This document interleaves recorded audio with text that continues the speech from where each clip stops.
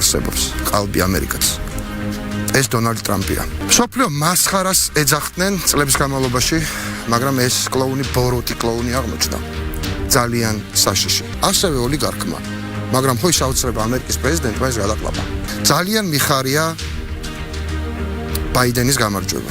არ დაუმალავ 2020 წელს ყველა სასიხარულო ალბათ ეს იყო. მაგრამ კიდევ უფრო მეტად მიხარია ტრამპის წასვლა.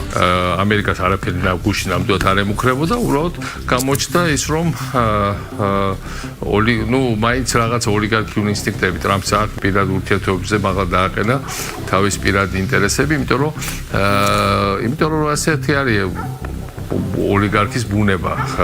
ჩემი ქვეყანა არასდროს ყოფილა ისეთი რუსული, როგორც ტრამპის დროს. ყველაზე სუსტი პრეზიდენტი ამ ხრივ, რუსეთთან ყველაზე უფრო კარგ ურთიერთობებში მყოფი, საქართველოს პრაქტიკულად რუსეთისთვის გადამცემი პრეზიდენტი უკვე შეიცვალა ამერიკის შეერთებულ შტატებში, ბაიდენია პრეზიდენტი. ტრამპი დემოკრატიის ის შეცდომაა, რომელიც ხდება ხოლმე. ის რაც გააკეთა პუტინთან ძალიან ახლო ურთიერთობაში მყოფმა ამერიკის პრეზიდენტმა არ უკადრია ამ ქვეყნის არც ერთი სახელმწიფოს მეტაურს საუკუნეების განმავლობაში.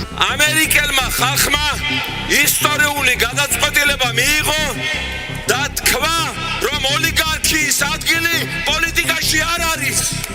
რომ არ დაუშვათ ხელისუფლებაში ოდიოზური და გაუწონასწორებელი პიროვნებები, როგორც სამწუხაროდ ბატონი ტრამპი აღმოჩნდა. დემოკრატიული სამყაროს წინააღმდეგ ომში ტრამპი პუტინის უზარმაზარი გამარჯვება იყო. რაც ვერ გაითვალისწინა რუსეთმა და რატო დასრულდა საბოლოოდ ფიასკოთი მისი ეს პოლიტიკური პროექტი, არის ის, რომ ამერიკის შეერთებულ შტატებს აქვს უძლიერესი სახელმწიფო ინსტიტუტები. ამერიკის შეერთებული შტატები ამბობს უკვე იმას, რომ გაკოტრებული ოლიგარქის პრეზიდენტად არჩევა არ იყო ყველაზე კარგი ნაწილი ამერიკის შეერთებული შტატების ისტორიის.